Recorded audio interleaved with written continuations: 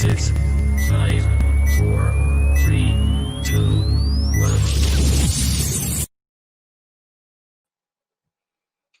Hola, bueno, aquí seguimos y yo creo que este es un espacio que yo estaba esperando mucho. Le doy la bienvenida, muy contenta a Ana María Cardona, más conocida Hola, como Ana Wonka, hola, ¿cómo estás, Eli? ¿Cómo vas? con la camiseta puesta, con la cara de Obvio, Campus Party, o sea, hay ya que ponerle toda la actitud. Estamos en el Campus Party y pues no lo pudimos hacer presencialmente esta vez, pero acá estamos en la carpa de noche disfrutando de un día maravilloso que fue el primero y ya es wow, qué montón de cosas tan increíbles. No, pues yo les cuento que a Ana yo la conocí en Medellín porque fue instructora de clubes de Ciencia Colombia. Y Ana es una microbióloga, bioanalista de la Universidad de Antioquia, es apasionada por la salud pública y la epidemiología, trabaja en el serpentario de la Universidad de Antioquia, pero yo creo que una de las cosas más bonitas de Ana, pues aparte que es una súper científica y una tesa en su área, es que tiene un don con las palabras maravillosa y es una cuentera que yo dije, no, si la voy a invitar, tienes que para contarnos un cuento y mandarnos a todos los niños que les den el cuento antes de irse a dormir. Claro que Entonces, sí. este es tu momento, la pantalla es toda tuya y muchísimas gracias. Muchas gracias, Eli. Bueno, qué honor estar cerrando esta primera noche de Campus Party. Qué rico que estén acá con nosotros. Para empezar, quiero decirles que al final de esta charla, conferencia, cuento, vamos a rifar una camisa de Campus Party. Son geniales, así que si se la quiere ganar, pongan muchísimo cuidado a la historia que les voy a contar. Cuando tenemos cosas tecnológicas o el internet o los aparatos, cuando no funcionan, ¿qué es lo primero que hacemos para que funcionen? Reiniciarlo, ¿cierto? Digamos que el planeta sintió que algo no iba bien con nosotros y nos pegó una reiniciada. Pero ¿cómo lo hizo? Por medio de un virus. Pero tranquilos, no es la primera vez que pasa, estoy casi segura que no es la última vez que va a pasar. Y les cuento que Julio también lo vivió en una época muy diferente, bajo unas condiciones muy diferentes y claro, frente a una enfermedad muy diferente. Imagínense que Julio vivía en Venecia, Italia, que es la ciudad hermosa del amor y de las góndolas. Y él hacía parte de una noble familia de comerciantes que traían telas de otros países porque tenían una gran fábrica textil. Pero a Julio no le gustaban mucho sus negocios familiares, como que no quería seguir con esos negocios y se interesó por la botánica. Y claro, como le interesaba la botánica, empezó a estudiar medicina. Y cuando estaba comenzando sus estudios, se llevó una decepción enorme porque se dio cuenta de que no todas las plantas podían curar todos los males que aquejaban a las personas. Porque es que estamos hablando de una época muy diferente. Eso fue hace muchísimos años, donde la medicina no estaba tan avanzada y donde incluso se creía que las enfermedades se eran por castigos divinos o por los humores, por los ambientes poco higiénicos. Entonces, bueno, a pesar de que la medicina, la botánica era la rama menos, de la que menos se conocía en la medicina, él empezó a estudiar la medicina, la anatomía, los humores, la filosofía, todas estas áreas que antes se estudiaban. Y con el tiempo le cogió como aprecio a estas cosas. En ese entonces se desató en la ciudad en la que él vivía una epidemia como la que estamos viviendo hoy en día, pero de una enfermedad que se llamaba la peste negra. La peste negra se podía reconocer porque las personas que la padecían, primero, tenían fiebres muy altas. Segundo, les daban unas toses con sangre, empezaban a toser con sangre. Y tercero, en la piel les empezaban a salir unas ampollas que se ponían negras como si fuera una gangrena. Y luego esas ampollas se reventaban y se ponían mucho peor y la gente olía maluco. Aparte de eso, cuando las personas estaban próximas a morir, las yemas de los dedos de las manos y de los pies se les ponían negras, al igual que la punta de la nariz, engangrenadas. Entonces era un poco pesado. Al principio la pandemia dio en las personas que eran más pobres, porque eran las más desnutridas y porque eran las que vivían cerca a los puertos marítimos. Entonces lo que hicieron fue ponerlos en cuarentena, así como nos tienen a nosotros, para que ellos no se fueran con su peste a infectar a otras personas que estaban aliviadas. Entonces, Los primeros que atendieron a los pacientes que tenían la peste negra fueron los aprendices de médico, y entre ellos estaba Julio. Entonces les dotaban con una máscara que parecía como que terminara en una punta, como en un pico de loro, de pájaro, y en ese pico lo que hacían era que ponían flores aromáticas para que todo el ambiente dentro de la máscara pues estuviera bien, estuviera saludable, y así no se contagiaran de todos los pacientes a los que visitaran. Entonces Julio empezó a tratar a las personas. Empezó primero con los mercaderes que venían en las embarcaciones que venían de Asia, y se dio cuenta de que muchos de los que llegaban se morían, casi todos se morían, y unos poquitos, muy poquitos eran los que se recuperaban. Y en ese momento fue cuando Julio descubrió qué era lo que es ser médico en realidad, que no puede salvar a todo el mundo y que se le escapaban las manos de las manos las vidas de las personas.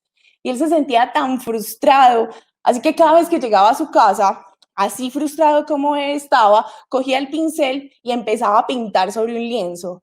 Empezó a pintar caras de mujeres pálidas, niños desnutridos, hombres acabados, y con el tiempo incluso se propuso hacer un retrato de cada paciente con el que mejor conexión hiciera.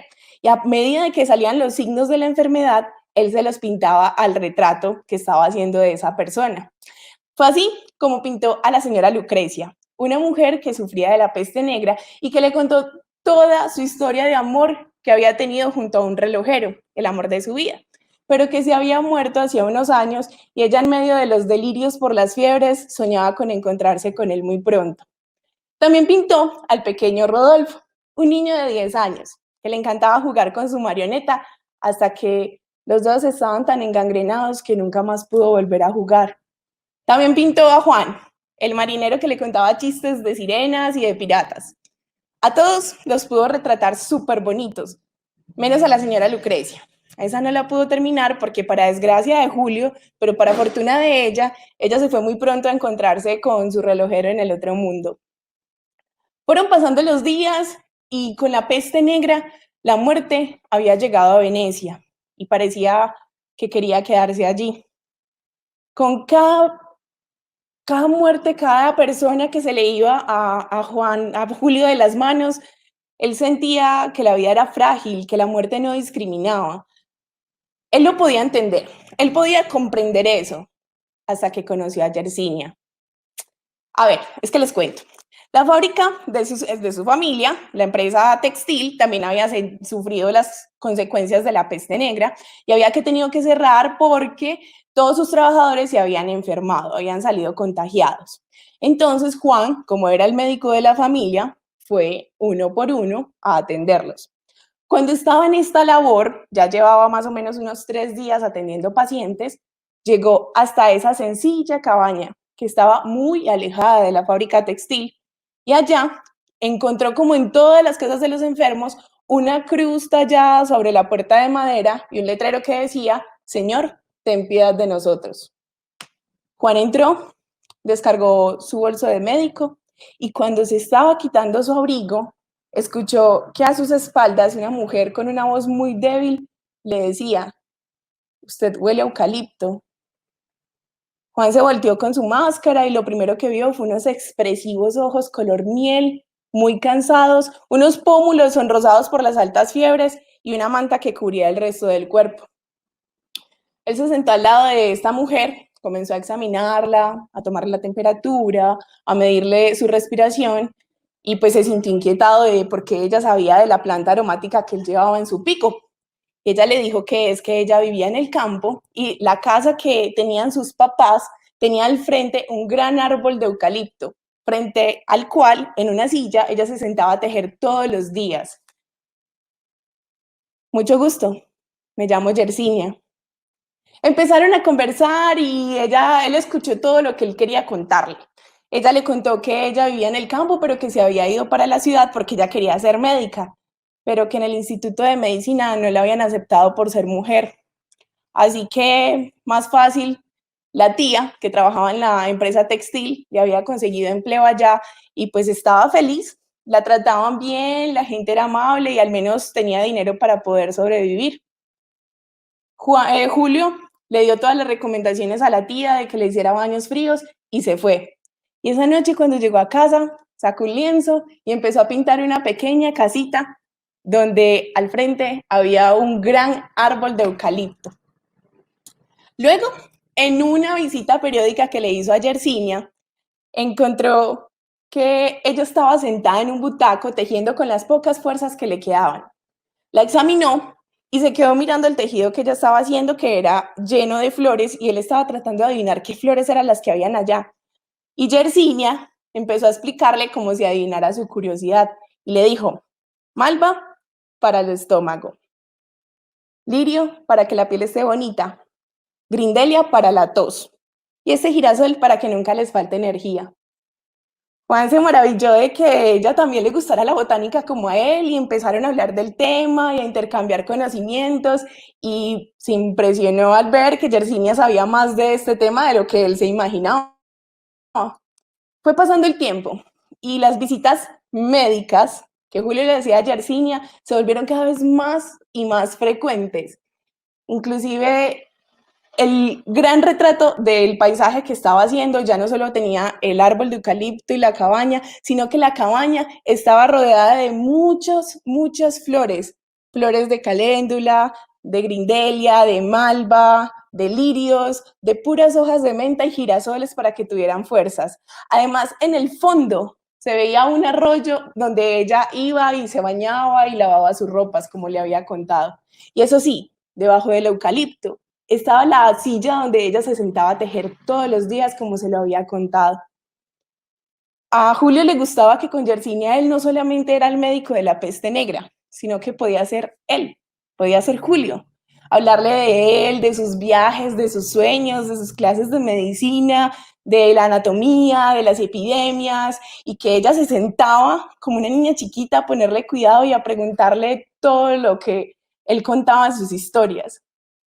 Fueron pasando los días y en una de esas, mientras ella tiritaba de frío por la fiebre, él se sentó a su lado en la cama y comenzó a contarle acerca de los planes que tenían, que él había hecho para cuando ella se mejorara, para cuando ella estuviera mejor. Y le habló de París, le habló del amor en París, de los enamorados en París que se dan besos en las calles, le habló del tren, de las terrazas florecidas. Y mientras él le contaba todo esto, le sobaba con la yema de los dedos el cabello mientras ella se quedaba dormida.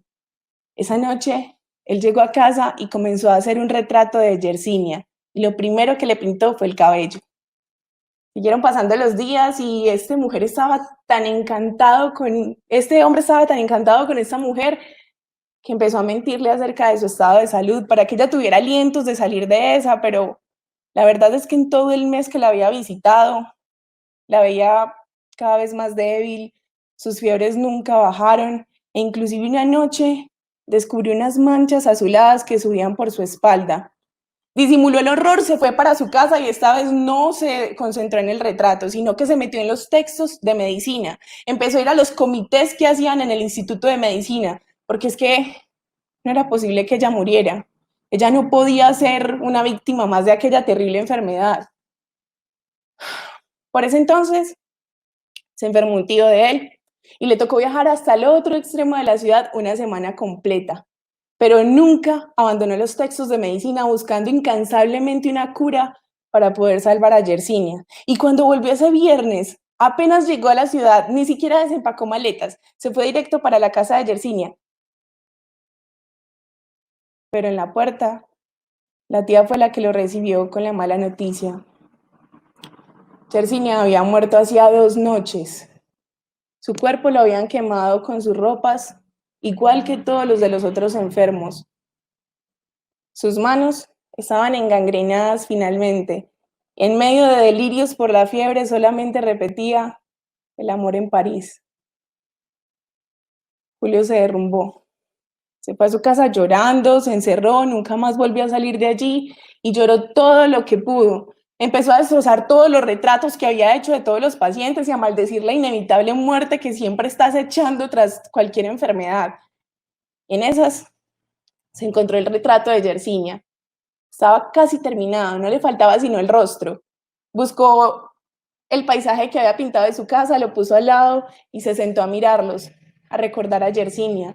Los momentos que hablaban, lo bien que la pasaba y cómo dejaba de ser un médico para convertirse en Julio frente a la mujer que estaba amando sin darse cuenta. En ese momento se apoderó de él un terror impresionante porque había notado que no recordaba todos los gestos y todas las facciones de la cara de Yersinia para poder terminar ese retrato. ¿Qué iba a hacer? Enloqueció, se volvió en su nueva obsesión encontrarle el rostro. Así que empezó a llenar todo su estudio de un montón de obras, de imágenes, de caras de mujeres, mujeres desde hermosas hasta desdichadas. Combinaba rostros, pero todos eran rostros diferentes, eran rostros que no eran el de Yersinia. Así que salió a la calle y todas las mujeres que veía comenzaba a retratarlas, hacía bocetos rápidos, tratando de encontrarla, pero juró que hasta el día de su muerte iba a buscar el rostro de aquella mujer que había amado. Y así fue. Cuentan que una noche encontraron a Julio en el estudio, abrazado fervientemente a una obra que era el retrato de Yersinia, con sus ojos expresivos, con su sonrisa y con sus cachetes ahora pálidos porque ya no había más fiebre. Cuentan que Yersinia tenía en las manos un tejido lleno de flores con la palabra París en el medio. Cuentan que la sonrisa de Julio era una sonrisa de satisfacción inmensa, aunque él nunca más volvió a abrir los ojos. Cuentan que todas las obras que habían en su estudio fueron llevadas a los teatros, a los museos, y se expusieron con grandes exponentes del Renacimiento como lo fue Da Vinci. Cuentan que todos los apuntes en la botánica de Julio aportaron grandes descubrimientos a la medicina de la época, tanto sus investigaciones como las cosas que escuchaba de Yersinia de la botánica. A Julio lo rescataron de la muerte, el amor y el arte. Y a ustedes, ¿qué los va a rescatar de la muerte? Muchísimas gracias. No, estoy casi llorando. Oh, por Dios. No, ¿cómo así? ¿Qué pasó? ¿Qué más? Ay, Bueno, Ana, no, genial, es un genial. cuento de autoría propia, está permeado de muchas cosas de lo que de verdad pasó en la época de la peste negra. Entonces yo quiero que abramos este espacio, ya que tenemos tiempo para preguntas y la gente tiene preguntas acerca de lo que fue la peste negra, de lo que fue esta epidemia, de todo eso que estamos viviendo tan parecido, pero a la vez tan diferente todo. Entonces, bueno. Yo te hago una pregunta mientras que te van escribiendo aquí por el chat. ¿Tú cómo ves el amor en estos tiempos de COVID? Me parece complejo. Me parece muy complejo porque estamos en una época en la que todo lo tenemos ya.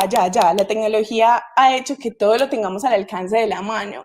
Entonces es súper difícil volver a cambiar el chip de no, espérate, hay que ser pacientes. O sea, no estamos en la época en la que esperaban 8 días para mandarse una carta. No, estamos en la época en que te quiero ver ya y es ya. Entonces me parece que es complejo el amor en tiempos de COVID, en el 2020, me parece una cosa seria. ¿Qué escribiría Gabriel García Márquez en estos días, no? No, pues tendría material de sobra para hacer otro Nobel. 100 años de soledad en mi casa. 100 días de soledad. Ana, teníamos una rifa. Tú eres la dueña del espacio. Dime la pregunta. Bueno, antes de eso quiero leer un comentario que están poniendo acá de Miguel Ricardo Mejía, y es que no lo usé, pero es como un huevito de Pascua, es como un guiño. Esta se llamaba Yersinia porque el agente, la bacteria que causaba la peste negra se llama Yersinia pestis. Entonces por eso bauticé a la protagonista del cuento Yersinia, me parecía como súper apropiado. Y muy buen también el comentario, en esa época se creó el Decameron, que es un libro maravilloso, hay unas historias maravillosas de amor, sexo, infidelidades, todo esto. Entonces sí, tendríamos un Decameron del COVID. Bueno, Eli, me dijiste de la rifa. No, pero Vamos a tienes hacer la razón. rifa. Espera, tienes razón. Es que ya tengo el cerebro medio congestionado, pero Ok. tienes una fanaticada en las redes, es una cosa impresionante. Juan Carlos, creo que no fui la única con el ojo aguado. Alexandra González dice, a mí también se me aguó el ojo. Juan Carlos Villota Pinto, yo ya estoy llorando. Creo que todos nos fuimos. María Camila Quevedo dice, buenísima la historia. Aplausos, aplausos, mejor dicho. Bravo, bravo, creo que ese es como el común denominador. No podíamos haber pedido. Creo que si quieres volver mañana también para terminar. Necesito otro mes para hacer otra historia, Eli, por favor, Mandar bajo otra esta presión. historia pero sí, Ana Wonka, ¿cómo son tus redes, tal vez? Para Bueno, que en te sigan. Instagram pueden buscarme como @anabunca20, ahí a veces hago lecturas de cuentos, podemos compartir gustos literarios, bueno, no sé, muchas cosas que pueden como generarse, o si viven en Medellín, pueden ir a los eventos de cuentería en los que participo, bueno, ahí tienen todos mis contactos, anabunca20 en Instagram, ya, esa. No, bien. Mira, aquí la gente sigue comentando. Violeta Chamorro dice, mantuve toda la esperanza en que se salvaría. Se me rompió el corazón, pobrecito. Acá te están pidiendo otra. No sé, Daniel González pide otra. Pues esto es 24 horas. No podemos seguir aquí. Pero, o sea, yo tengo otros, pero es que no tienen nada que ver con la temática, Eli, entonces no sé. No, pues cuéntanos qué les parece, que vote los comentarios. Una cortica, una para dejarnos menos, que nos dejaste el corazón pesado. Ay, sí, yo soy así, lo siento. Para mí no existen los finales felices, eso solo pasa en Disney, pero las historias reales tienen muerte, lo siento. Bueno, uno cortico, antes de Una la pregunta. pregunta o no, hagamos una cosa. Lanza la pregunta para la camiseta y nos Ok. cuentas un cuentico corto. Bueno, Eli, pero ahí también es importante que la gente sepa que la rifa es solo para Colombia, ¿cierto? Por si nos están viendo de otros lugares, lo tengan presente, porque lastimosamente, pues los envíos para otro día, maluco. Entonces, bueno, la pregunta. Si no ponen hashtag y eliminados las respuestas. Tienen Bueno, que. ¿cuál es la metodología para que respondan? No sé, eso sí, cuéntanoslo tú. No, bueno, chicos, los que vayan a responder esta súper pregunta para tener una camiseta tan bonita como la que tiene Ana y como la que tengo yo, sino que donde estoy así está haciendo mucho frío, entonces ya me toca poner el saco. Es por favor, pongan los hashtags. Ahorita los van a poner aquí en la pantalla. También sigan en redes a Campus Party y a Sientelab y ya. Esas son dos normas súper fáciles. Y respondan obviamente la pregunta de Ana. Listo. La pregunta es, ¿cuáles eran las 4 flores que estaba tejiendo Yersinia cuando el médico la visitó, cuando Julio la visitó? Wow. Listo, vayan respondiendo y Y la puse muy difícil.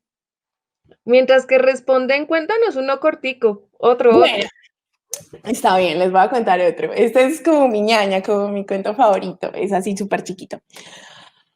Yo soy una obsesiva por los perros, pero así loca, la loca de los perros, y puede ser el perro más feo del mundo, el más zarapastroso, y yo quiero pasar con él el resto de mi vida, ¿cierto?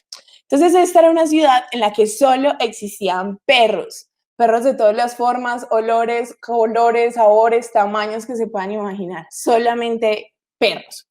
Y en el parque principal hicieron una fiesta donde todos los perros estaban invitados, porque el pitbull, obvio, era el alcalde, estaba de cumpleaños. Entonces todos los perritos llegaban al banquete y se quitaban la cola y la ponían en un perchero pues para poder bailar mejor y que no les estorbara. Eso pasaron delicioso. Eso comieron galletas, tomaron leche, agua. Unos perritos escondían los huesos y otros se los desescondían porque así son los perros. Pero cuando ya estaba muy entrada la noche, que ya habían tomado mucha leche y estaban como loquitos, pues había en la mitad de la pista una chihuahua preciosa, que empezó a bailar súper sensual y seductoramente y no la vio nada más ni nada menos que un Rottweiler y quedó enamorado. Así que se empezó a echar, o sea, le echaba a los perros. Entonces, él se le acercó y empezó a coquetearle, pero lo que el Rottweiler no sabía es que esa chihuahua era la novia del pitbull, del alcalde. Y eso se formó una que a todos los perritos les tocó salir corriendo de allá, pero así súper rápido. Entonces, claro, no tenían tiempo de quitar la colita, entonces salían y cogían la primera que cogieran y se la ponían y se iban. Entonces unos perros quedaron con unas colas más amplias, otros con unas colas como más delgaditas, otros con unas colas que no les combinaban con el resto del cuerpo. Incluso que pesar, hubo perros que se quedaron sin cola. Pero cuentan que desde ese día, cada vez que dos perros se encuentran, se huelen la cola para saber si esa es la de ellos.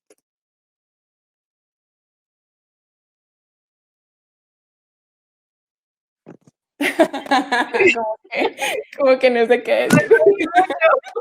Es que, bueno, no, Ana, eres lo máximo. Me alegra tanto que la vida haya cruzado nuestros caminos, en Sí, serio. en serio, qué honor estar acá. Muchas gracias por la invitación. Me lo disfruté demasiado, a pesar de que me estaba muriendo de los nervios. Me lo disfruté demasiado. Muchas, muchas gracias, Me Eri. encanta tu carpa, yo quiero una carpa así Sí, también. yo sé que duermo acá. Yo creo que yo voy a dormir acá hoy. Bueno, nos tenemos varias respuestas ya. Vamos a ver quién fue la primera que respondió. Tengo aquí a Camilo Minota. Minota, girasoles, geranios, salvia y lavanda. No, nada que ver. Diana Gutiérrez, girasoles, caléndula, la para que se viera la piel bonita y eucalipto. Ay, no, ¿será que estaba muy difícil la pregunta? Las corchaste. Sí, como que sí. Y lo dije lento y todo, pero bueno. Caléndula, grindelia, malva, lirios, menta, eucalipto y girasoles. Sí, ¿Sí? sí. Tenemos un ganador. Miguel Ricardo Mejía Torres. Ganas tu camiseta. Te pedimos porfa que nos contactes por las redes de Cientelab para poder coordinar la entrega. Pero pues no, buenísimo. Teníamos que comenzamos con rifa y terminar con rifa. Súper. Comenzamos hablando sobre romper estereotipos de científicos y miren Y esta acá los científica estamos rompiendo. maravillosa, rompiéndolos todos, cambiando la visión que tienen sobre la ciencia. La ciencia también es literatura, porque también hacemos parte de contar, de contar historias. Entonces, eso es lo que queríamos. Mañana tenemos otra cantidad de contenido buenísimo.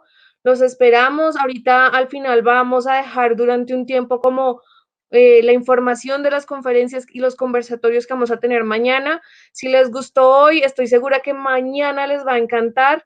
Ana, ¿nos vas a acompañar? Claro, obvio, yo estuve todo el día pegada. Sí, en estos días de cuarentena que como que el tiempo pasa un poco más lento, a mí se me Sí, pasó, es la primera vez en 100 y pocos días que no sé a qué hora se hizo noche. sí, Entonces, buenísimo, y aprendí un montón, aprendí muchísimo. buenísimo, y hasta aprendí cosas de la peste negra que no sabía. Entonces, nada, muchachos, muchas gracias por acompañarnos, muchas gracias por estar fieles a Living Better, muchas gracias por hacer parte de Campus Party edición digital. Reiniciemos el mundo, realmente entre todos podemos hacerlo.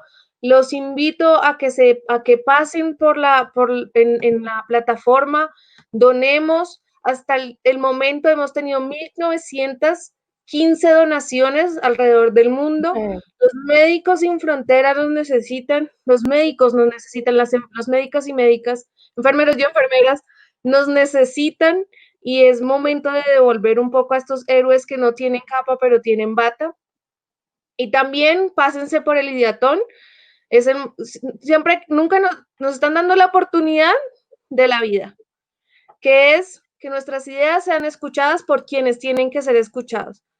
Es muy fácil de pronto estar en la casa y quejarnos, pues no, es momento de cambiar y reiniciar, hacer parte de ese cambio y tenemos la oportunidad perfecta en este Campus Party. Entonces, pásense por la Ideatón, donemos, colaboremos y mañana nos vemos. Bueno, chao. Chao, Ana. Chao. Chao a todos.